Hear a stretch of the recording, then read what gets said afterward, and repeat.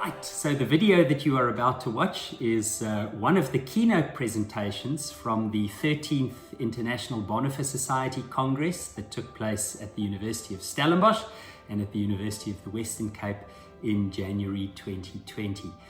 The video will be up shortly, and I'll put some details at the end of the video of how you can make contact either with the Bonhoeffer Society or with the University of Stellenbosch. So thanks for watching.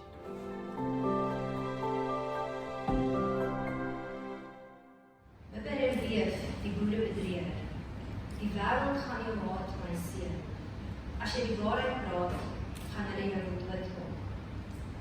In 1994, after apartheid, the South African public holiday that used to be called the Day of the Vow was renamed Reconciliation Day, celebrated on 16 December each year. The Day of the Vow, also called the Day of the Covenant or Geloftedag, commemorated a battle that took place in 1838 next to a river that was thereafter named Blood River. A small group of white pioneers was confronted by the local Zulu people of the land they were traveling through, and just before armed conflict, named the Battle of Blood River, ensued, the white voortrekkers made a bargain with God.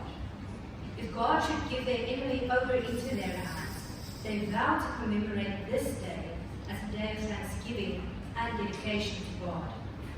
The vow does not stop here, however. It has implications for the coming generations. It explicitly references the coming generations, for these voortrekkers also vowed to teach the coming generations to commemorate this victory against overwhelming odds, according to the story. On a plaque at the Blood River monument on which this vow is engraved, the Dutch reads, Onze opkomende geslachten. The wording seems to suggest that this vow is binding for coming generations. The voortrekkers make this vow not only on behalf of themselves, but also on behalf of their future descendants. Is this how the coming generation is to live? If this was the end of the scope of this vow, if there had been no lasting legacy and nothing that came of this vow, and it was not celebrated, and churches did not actively participate in organizing church services in order to commemorate this day and this vow, perhaps it would have faded into history. But as it happens, that was not possible, since this vow to God, this gelofte, took up a central place in the rise of Afrikaner nationalism, particularly in the 1930s and 1940s, and is therefore not easily dismissible. In the very years that Dietrich Bonhoeffer lived and struggled with what it means to inherit his people's history, the words of this vow lived in the hearts of many people in South Africa. Even here, one could be forgiven for thinking that to be the end of it. You would think that come 1994 and the end of apartheid would also mean a final farewell to this vow and all that it has stood for, been used for, and reminded us of. Particularly the rhetorical intention of this story to portray the descendants of these voortrekkers, namely white Afrikaners, as the chosen people of God who, like Israel, was led into the promised land, South Africa, and protected by God. The way the story of Blood River is told, thousands of Zulu warriors died until the river ran red with blood, while not a single voortrekker lost his life. This very vow was recently, in 2018, as part of the centenary commemorations of the Battle of Blood River, set to music by a number of well-known Afrikaans artists. The YouTube video has more than 1 million views. Over the last year, church dedication services to this vow or covenant seems to have not decreased, but perhaps even increased. Why? Maybe that coming generations want this vow. What do the coming generation want exactly? And so there may be ample reason, also in South Africa today, but I suspect not only in South Africa and not only today, to consider what it means to inherit history. Do the coming generations get to have a say in this? What if they, we, opt for betrayal? What if when we come to be confronted with some of the implications of such a heritage, with its highly problematic themes of colonialism, war, and violence, future generations choose to opt out of this vow? What if they, we, choose to inherit history differently? Again, what about betrayal? Or why not betrayal? What exactly do our loyalties bind us to? In this very limited contribution, it will be completely impossible to try and deal with this loaded and intimidating topic, inheriting history in its entirety. This contribution is also not intended to trace Bonhoeffer's role within the resistance or to engage in any depth with the question as to whether Bonhoeffer ought to be regarded as a martyr. This contribution represents nothing more than a small attempt to explore betrayal as a possible expression of an ethics of responsibility and friendship. On 6 March 1996, the Christian Century reported that German politicians, clergy, and human rights advocates were requesting Germany's parliament to overturn Dietrich Bonhoeffer's status as a traitor. By August 1997, this was done. And I quote, German authorities announced that Dietrich Bonhoeffer was no longer regarded in law as a traitor, writes John de Grucci. Bonhoeffer's arrest in 1943 and execution in 1945 was a resistance against the Nazi regime, as earned him the description of the martyred theologian. A remark by Ebrard Betge had me wonder whether the story of Bonhoeffer's involvement in Nazi resistance could not also be told as a story of friendship. As John de Grucci notes, Bonhoeffer clearly regarded his own destiny as bound up with that of Germany as a whole.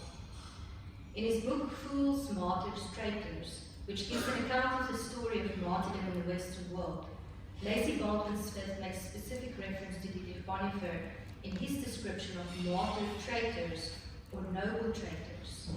In a chapter entitled The Debate Over Definition, he asks important questions about the characteristics of martyrs, as well as the distinctions between heroes, martyrs, fools, traitors, and victims. And I quote from his book, Who then qualifies as a proper martyr? Does the distinction between the fool, the martyr, and the traitor rest solely in the eyes of the beholder?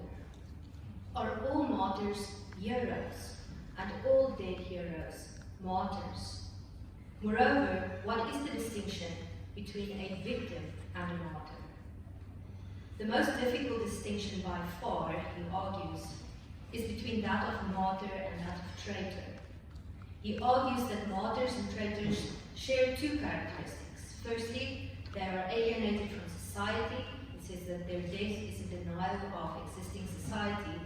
And secondly, they are regarded as failures within systems of authority. They have failed to do their duty in the eyes of officialdom. But we are ill at ease in using these two descriptions together, he points out, exactly because we struggle to pinpoint martyrs. And as Smith notes, history contains a variety of martyrs, every one of whom is somebody's criminal, traitor, psychopath, murderer, or just plain fool. It is, however, possible to identify, he argues, two characteristics specific to martyrs. He writes, all martyrs have two things in common. Unlike heroes who are products of a consensus society, where the quality and worth of their heroic acts are not in dispute, martyrs tend to be the offspring of a society in conflict with itself. And they are very special kinds of villains. They commit offences of the mind and of the heart, and only rarely do they perpetrate crimes of the body. Martyrs violate the most revered and treasured abstractions that shape and create a society, giving it its uniqueness and vigor. They strike at ties of loyalty, allegiance, and sense of collective security, while at the same time they defy societies, or at least the ruling elites' definitions of justice, mercy, honor, love, and duty. The boundary between martyrdom and treachery lies terribly close and frequently overlaps he seems to suggest. If anything, it is a living, breathing distinction, a line that moves in accordance with a particular individual concerned. It is not possible to provide what he calls a topical analysis of martyrs, since martyrs are too aggressively individualistic to be caged and classified. This too is the case in his discussion of Dietrich Bonhoeffer. As de Gruchy notes, the same tension or question, martyr or traitor, is evident in Bonhoeffer's legacy. For some Christians, particularly those in the former Democratic Republic, Bonhoeffer was a Christian martyr, but for many more he was a traitor who disobeyed authority and undermined the German war effort. So martyr, resistor, revolutionary, whistleblower, informant, defector, traitor, betrayer. Now, I do not intend to open up any kind of discussion about whether Bonhoeffer is a martyr. Now, I'm definitely not suggesting that we ought not regard him as such. But what these many descriptions of Bonhoeffer made me wonder about was an altogether different question. How did Bonhoeffer himself think about betrayal? How did Bonhoeffer, as a theologian, read the story of betrayers? In a sermon entitled The Betrayer, preached at Finkenwald on 14 March 1937 during Lent, Bonhoeffer reflected on Judas' betrayal of Jesus. Bonhoeffer preached this among friends, 20 or so seminarians who had become a close-knit group during the winter semester at the underground seminary in Finkenwald. And therefore, as noted in the introduction to the sermon, Jesus' betrayal by one of his own disciples must have felt particularly horrifying. In a time of increasing distrust and betrayal, the figure of Judas was hardly a comforting figure to hold on to. In Bonhoeffer's sermon, there is no great sympathy for Judas, the betrayer. But perhaps even more significant is the boldness with which Bonhoeffer engages with the reality of betrayal and the figure of the betrayer amongst friends. It is to the figure of Jesus that Bonhoeffer returns consistently throughout the sermon. The biblical text is Matthew 26, verses 45 to 50, wherein the theme of betrayal is intricately intertwined with friendship. It is in this account of Judas' betrayal that Jesus calls Judas his friend in the very moment of betrayal, a moment that does not escape Bonhoeffer in his reading of the text.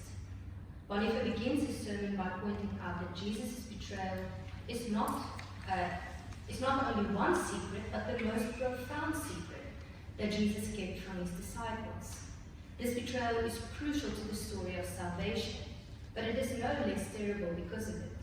Bonhoeffer says, without Judas, without a close friend of Jesus, the enemies of Jesus can gain no power over him. And so he writes, this terrible thing comes about not from the outside, but from the inside.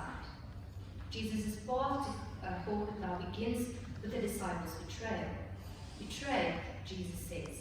That is, it is not the world that gains power over him. Instead, Jesus is turned over, surrendered, given up by his own. That is what happens. Jesus is thrown away. The protecting arms of his friends are lowered. Betraying Jesus means no longer intervening on his behalf, means surrendering him to the derision and power of the public, means allowing the world to do with him whatever it pleases, means no longer standing by him. Jesus' own followers deliver him over to the world. That is his death. The betrayal is a public act. Bonhoeffer notes that, or in his careful rhetorical reading of the text, even though the text makes it clear that this betrayal is unmistakably public, it takes place in front of an audience, large crowd, Jesus pays no attention to the crowd that accompanies Judas. Jesus also ignores, without exception, the weapons present, the swords and clubs of the enemy. Those symbols of violence and power, of war and death, are less important than a kiss. The crowd and the weapons they wield fade into the background of the story, Bonhoeffer suggests, when those closest to Jesus hand him over to the authorities. Yet we ought not miss the suggestion that not only Judas, but all of Jesus' disciples fail him in a myriad of acts, by failing to act, by sleeping, by running away, by denying Jesus repeatedly. All of them, and not only Judas, betray Jesus. The disciples are so completely unprepared, he writes. This makes it all the more remarkable that he attributes to Judas the role of history shaper. Judas's choices shape history, since for however brief a moment, and for even just a single moment, everything, the entirety of salvation and world history, is in the hands of that one person, the betrayer. Judas is co-responsible for the shaping of history. Judas's choices matter, and Jesus is interested not in the behavior of the mob, the crowd, or even in his disciples, but in Judas, who is responsible for shaping history. The interaction between Judas and Jesus takes center stage. Now our attention focuses on only two people. The disciples and pursuers recede, both failing to do their own work well. Only two do their work properly, namely Jesus and Judas. Who is Judas? That is the question. It is one of the most ancient and haunting questions of Christendom. What is interesting here is Bonhoeffer's own varied description of Judas. He writes that when the disciples recognized Judas, they shuddered. Shuddered because none of them had thought one among them capable of the act of betrayal. Not only did they think it unlikely that another would betray them, but they had each hesitated to accuse a fellow disciple because, thinks Bonhoeffer, each thought his own heart more capable of such a deed than that of the other, the brother. Judas, their betrayer, their brother, their co-disciple, their friend.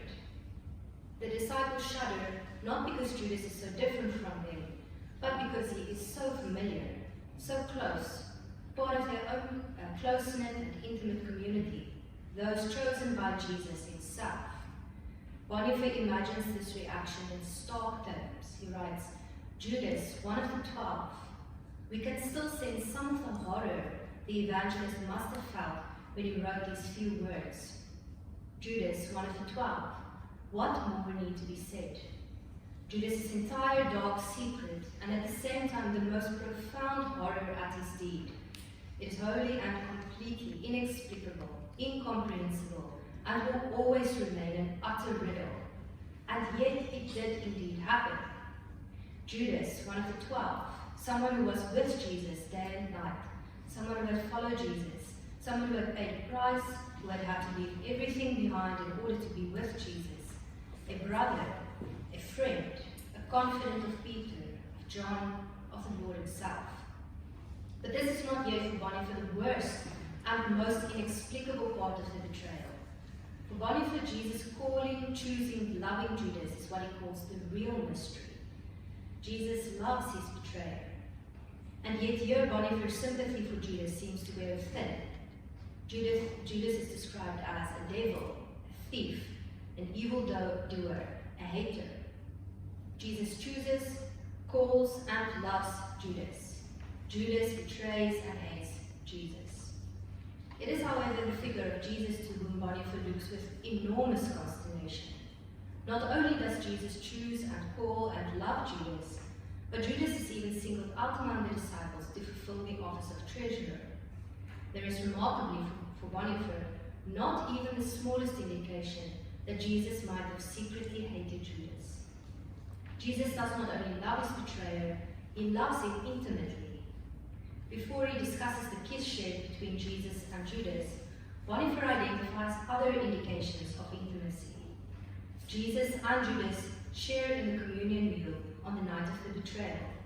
This, Jesus giving Judas bread, is for Bonhoeffer symbolic of the most intimate community. As if this is not enough, Jesus speaks to Judas intimately, privately, without the other disciples understanding what is going on here. In Bonhoeffer's words, only Jesus and Judas knew. Finally, Jesus and Judas are also bound by a kiss, writes Bonhoeffer, for Jesus and Judas belong together from the outset. Neither lets go of the other. Jesus' path of suffering and torture and death is opened by Judas, his betrayer. Bonhoeffer writes that Jesus loves the person whose betrayal opens up that very path, and indeed, the person who for a brief moment holds Jesus' very fate in his hands. Again and again, Bonhoeffer returns to this question: who is this Judas, the betrayer? For Bonhoeffer, it is remarkable that Jesus does not want to let go of Judas. He allows Judas to kiss him. He does not turn him away. No, Judas must kiss him. His fellowship with Jesus must complete itself. Why have you come? Jesus knows full well why Judas came, and yet, why have you come? And Judas, is it with a kiss that you are betraying the Son of Man? One final expression of the disciples' love united with betrayal. One final sign of passionate love coupled with much more passionate hatred. What a profoundly divided act, this kiss of Judas. Not being able to pull himself away from Jesus and yet surrendering him. Judas, is it with a kiss that you are betraying the Son of Man? Yet it is also this very kiss that brings the path of Judas to its conclusion, that signifies utter separation between Judas and Jesus, the end of intimacy, of friendship, of life together, of Sanctorum Communio. Who is Judas? Who is the betrayer? Bonhoeffer does not want to let go of this question. At the very end of his sermon, he shares his response to this haunting question with us. He writes, Christendom has always seen in Judas the dark mystery of divine rejection and eternal damnation. With horror, it is recognized and testified to the seriousness and judgment of God with regard to the betrayer. For precisely that reason, however, it has never looked upon Judas with pride or arrogance. Instead, it sings in trembling recognition of its own enormous sin. O poor Judas, what have you done? Thus do we too say nothing more than this. O poor Judas, what have you done? 5 years later, Bonhoeffer appears to have softened somewhat in his view of Judas. In his 1942 essay, After 10 Years, Bonhoeffer again refers to the figure of Judas and the experience of betrayal. Whereas in his 1937 sermon, Bonhoeffer described Judas' betrayal as incomprehensible. Here in his 1942 essay, Judas' betrayal is hardly incomprehensible anymore. Bonhoeffer admits, however, that this betrayal was once so incomprehensible, and therefore signals, I think, a slight but significant change in thinking about the matter. Here he does so in a section dealing with trust. He writes, few have been spared the experience of being betrayed. The figure of Judas, once so incomprehensible, is hardly strange to us. The air in which we live is so poisoned with mistrust that we almost die from it. We now know that to sow and to nourish mistrust is one of the most reprehensible things, and that instead, trust is to be strengthened and advanced wherever possible. For us, trust will be one of the greatest, rarest, and most cheering gifts bestowed by the life we humans live in common. And yet, it always emerges only against the dark background of necessary mistrust. Trust is a gift that makes it possible for us to open up. The ability to open toward other people is a crucial element of friendship, argues Bonhoeffer. Such trust is made possible by friendship. Friendship, in turn, has a twofold effect. It enables delight in private life and provides us with courage for public life. In this essay, it is telling that Bonhoeffer encourages his readers to take care as those co-responsible for shaping history. This involves not closing ourselves off or withdrawing from history, but entering even more deeply into the circumstances and choices in which we find ourselves. Indeed, talk of going down heroically in the face of unavoidable defeat is basically quite non-heroic, because it does not dare look into the future. The ultimately responsible question is not how I extricate myself heroically from the situation, but how a coming generation is to go on living.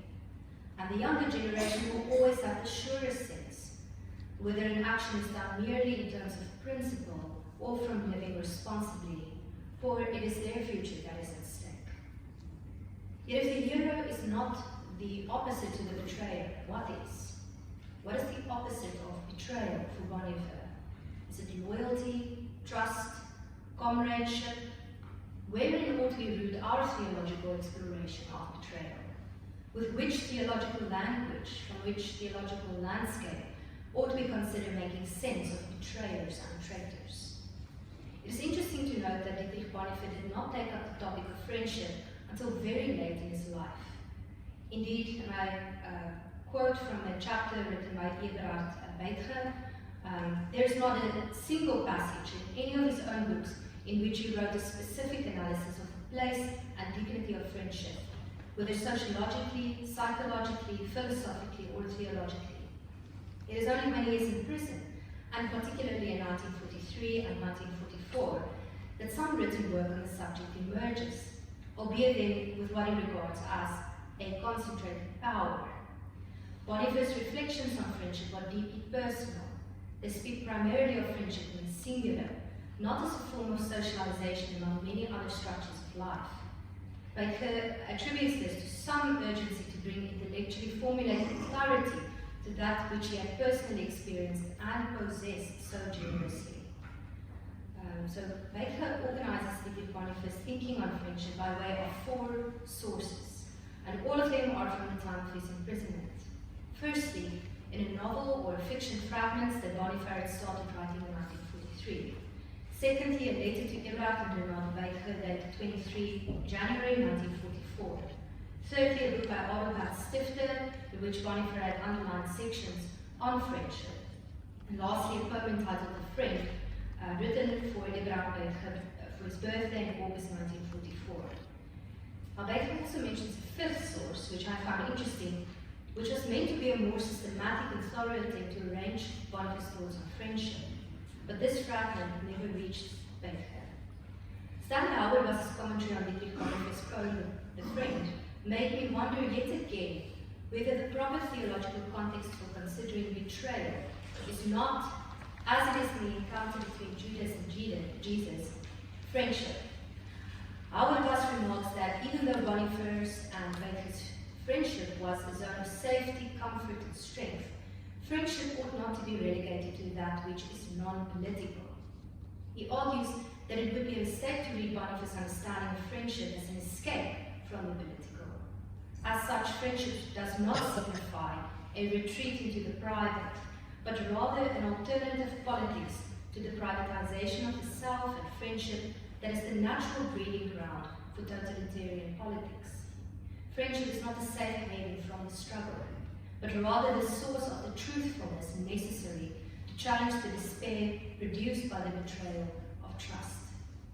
The kind of friendship that Auerbach identifies in this poem is a friendship that does not shy away from betrayal, treachery, and violence.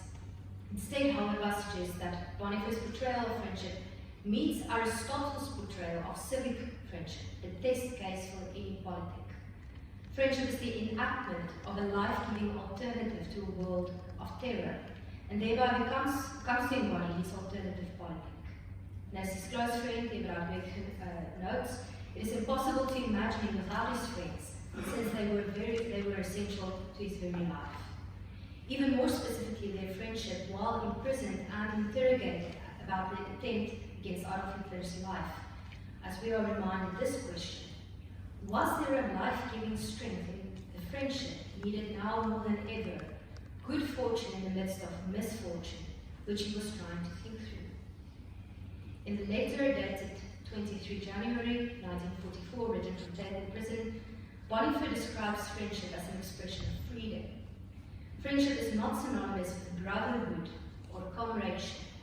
Bonhoeffer clearly distinguishes between these, but it does bear close relation to art, education, music, play, games, and happiness. Friendship is an expression of ethical living and Christian living, Bonhoeffer seems to suggest, even as it is superfluous to those spheres of obedience that he identifies, and those are marriage, work, state, and church. It is not necessary or productive. That is its beauty, and it names it, describes it as a cornflower in a cornfield. And at the same time, it is so very necessary, by far the rarest and most priceless treasure, exactly because it need not exist in our world. It is, he writes, togetherness, unlike anything else, like a cornflower in a cornfield. Friendship is an expression of aesthetic existence, of ethical humanity, of Christian living, of, and I think here particularly for a Lutheran theologian, that key soteriological concept which was so important to Martin Luther, freedom. Yet exactly that, because friendship cannot be mandated, it has no inherent rights and depends solely on inherent quality, there is always the potential for betrayal. As Bonhoeffer's earlier sermon on Judas the Betrayer seemed to suggest, betrayal belongs with neither brotherhood nor comradeship, not only with communion or loyalty, but with friendship. Friendship must remain free, Bonhoeffer argues. Baker seems to agree, but this involves risk. Neither duty nor loyalty can ensure friendship, and exactly herein lies its frailty and beauty. It is the paradoxical description, necessity of freedom, which forms the heart of Dietrich Bonhoeffer's theology of friendship, notes Baker. And he observes that there would be an important difference between Dietrich Bonhoeffer's 1941 reflection on friendship and this 1944 reflection on friendship. In part, Bonhoeffer realizes that this topic of friendship resists being ordered into his analyses. Moreover, in his 1941 letter, Bonhoeffer embedded friendship in loyalty. By 1944, friendship becomes an expression of the fullness of life. And this Baker takes from the passages underlined by Bonhoeffer in the book Wisdom of the Heart by the Austrian writer Adalbert Stifter. Here we have what Bonhoeffer was driving at in his ethical theology or theological ethics, he writes, namely being fully human. Indeed, Bonhoeffer sees that friendship cannot be defined according to interests, goals, and purposes, which could be institutionally codified and then also protected, whether by professions or groups. Rather, it can be defined only by what binding content exists between two people. This content can be very different individually. The different kinds of content give friendships their individual character and intensity. For that reason, they must remain free. Although he does not say this explicitly, that is how I interpret it. This is still Baker speaking, and I think that was how he experienced friendships, in the plural as well as in the singular. Dietrich Bonhoeffer regarded good stimulating friends to be a great gift, and Bonhoeffer's theology of friendship is perhaps nowhere more intensely expressed than in Bonhoeffer's gift of poetry to Baker in the poem The Friend. As Baker notes, we should read this poem knowing that by August 1944, when Bonhoeffer wrote and sent this poem to Baker in a letter for his birthday, the assassination attempt against Hitler on July 20, 1944 had failed, and with its failure, Dietrich's hopes for his marriage and contact with his friends. Moreover, Bonhoeffer would come to be confronted with the possibility of his own sacrifice, a laying down of his life for his friends. Exactly because Bonhoeffer's reflections on friendship is offered from prison, they have the particular attraction of resonating deeply with his readers, even if they are also painfully fragmentary and often broken off too soon. What Bonhoeffer has to say about friendship is particularly poignant because it takes place in the midst of his life in the conspiracy and his experiences in the prison cell. His portrayal of friendship in this poem thereby includes more strongly the comradely part of friendship, which Baker attributes to writing from within a deeper entanglement in conspiracy and its fate. Consider, for example, the very first verse of this poem. Not from the heavy soil, where blood and ancestry and oath are powerful and sacred, where the earth itself guards and protects and avenges the consecrated ancient orders against madness and wickedness. Not from the heavy soil of the earth, but from free affection, and the spirit's free desires, leaving no oath or legal bond, friend is given to friend. This portrayal of friendship, namely that friendship is a gift, is repeated 3 times throughout this poem. Friendship is unlike blood and ancestry and oath, verse 1. It is like a rare blossom, verse 2. It is like a clear, fresh lake, verse 4. Above all, friendship needs the longing, repeated, the word longing repeated 6 times in verse 5, for trust and truth and freedom and loyalty. Friendship is for our flourishing. And here Bonhoeffer repeats an image that it already drew upon in its January 1944 letter to Baker. Friendship is like a cornflower in a cornfield. It does not produce corn. It cannot give people their daily bread. It cannot feed us with food. But the cornflower in the cornfield, surrounded by that which is deliberately planted and watered, which itself, the cornflower, has neither been planted nor watered, grows defenseless in freedom and in cheerful confidence that no one will grudge it life under the broad sky. Letting the lovely cornflower bloom means recognizing, acknowledging that we need not only the fruit produced, but also what we cannot eat, the blossoms. And so Bonhoeffer's poem continues in verse 2. Not the ripe fruit alone. Blossoms are lovely too. Do blossoms serve the fruit, or fruit only serve the blossom? Who knows? But both are given to us. Here Bonhoeffer describes the sheer and wonderful uselessness of friendship, in which its love lives, just as the cornflower lives uselessly in the middle of a useful cornfield, writes Bonhoeffer. In this sense, friendship allows us to flourish, bear fruit, and to bear seed, to be a blessing to our contemporary and future neighbors, but also to bring forth blossoms and live as those fully alive.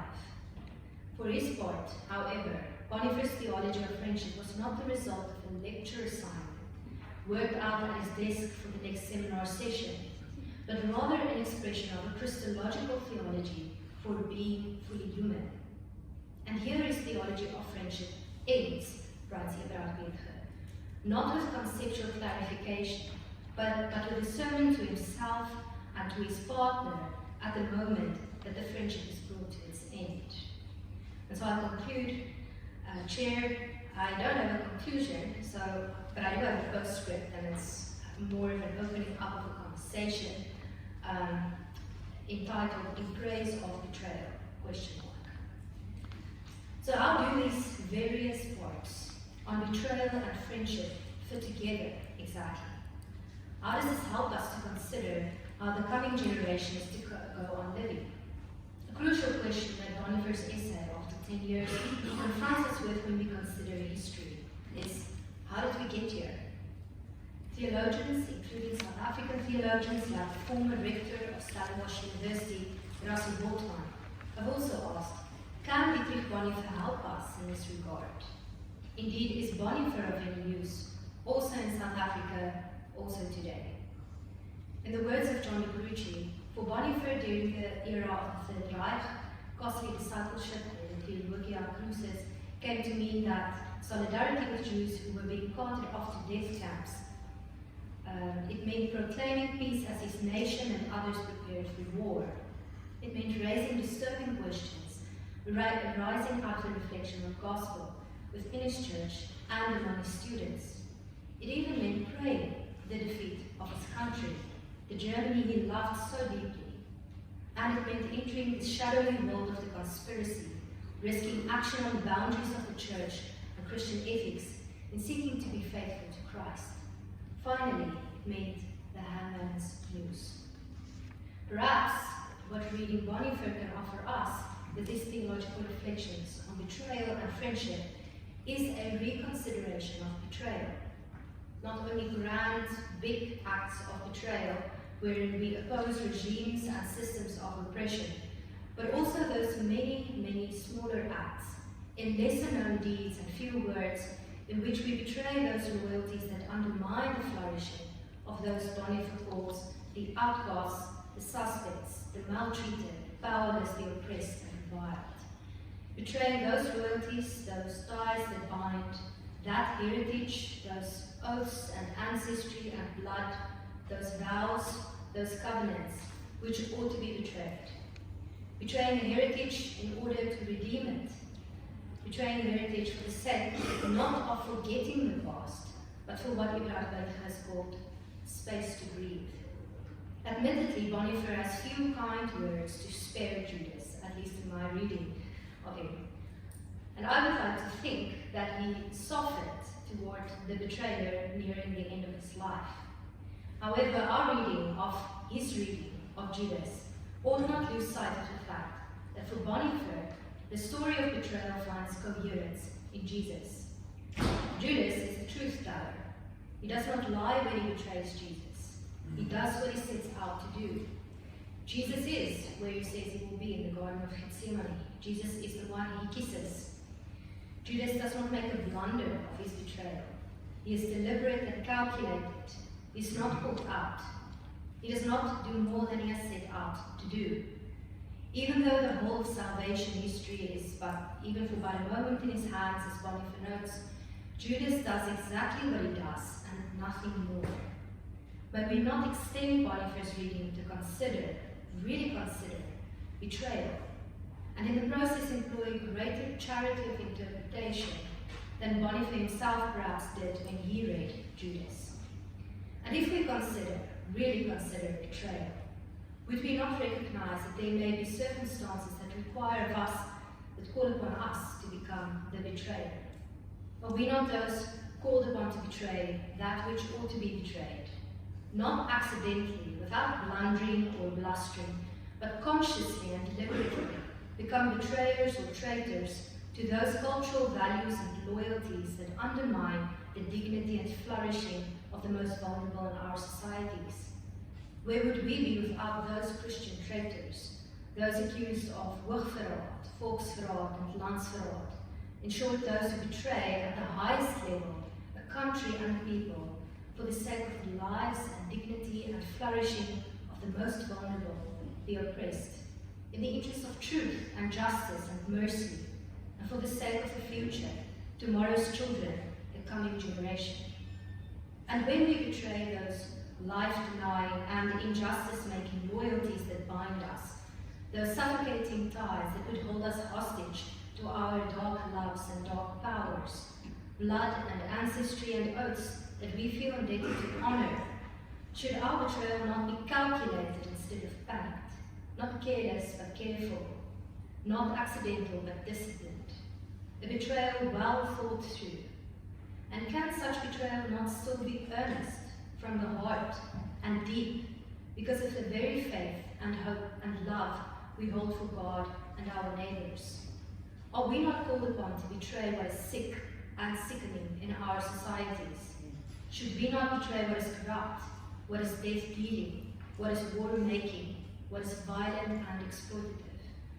And as accident would have it, I have this same quote that Professor Huber used in his paper just an hour ago. We have been silent witnesses of evil deeds. We have become cunning and learned the arts of obfuscation and equivocal speech. Experience has rendered us suspicious of human beings, and often we have failed to speak to them in true and open word. Unbearable conflicts have worn us down or even made us cynical. Are we still of any use? We will not need geniuses, cynics, people who have contempt for others, or cunning tacticians, but simple, uncomplicated, and honest human beings. Will our inner strength to resist what has been forced on us have remained strong enough, and our honesty with ourselves blunt enough to find our way back to simplicity and honesty? So perhaps the coming generation might need more betrayers among us, better betrayers in us, in order for them to live and flourish. Perhaps Judas's path of betrayal is a soteriological opening up. Perhaps we need to participate in that. Jesus' friendship, a friendship that lays its life down for its friends, is not unaccompanied by Judas's betrayal. The betrayer opens up the way of death and ultimately contributes to Jesus' opening of salvation and life and flourishing. Perhaps our betrayals may do such opening up work too. Perhaps nothing less than betraying what ought to be betrayed may be required to work the seams loose, to take out the stitches in the deepest parts of ourselves that are too tied up in blood and ancestry and oath, in vows and covenants that do not make for the ongoing living and flourishing of the coming generation. Perhaps when we consider inheriting history and all that is good and true and beautiful, when we consider friendship, justice, grace and love, we too may need to become the betrayer. Oh, poor Judas, what have you done? Thank you. So thanks for watching. I hope you found this keynote address insightful and interesting and challenging. And I will put some links in the show notes for you to be able to follow up if you want to contact the International Bonhoeffer Society via Twitter, or if you'd like to contact the University of Stellenbosch. So thanks for watching this video, and please subscribe to the channel, and there should be more videos to follow.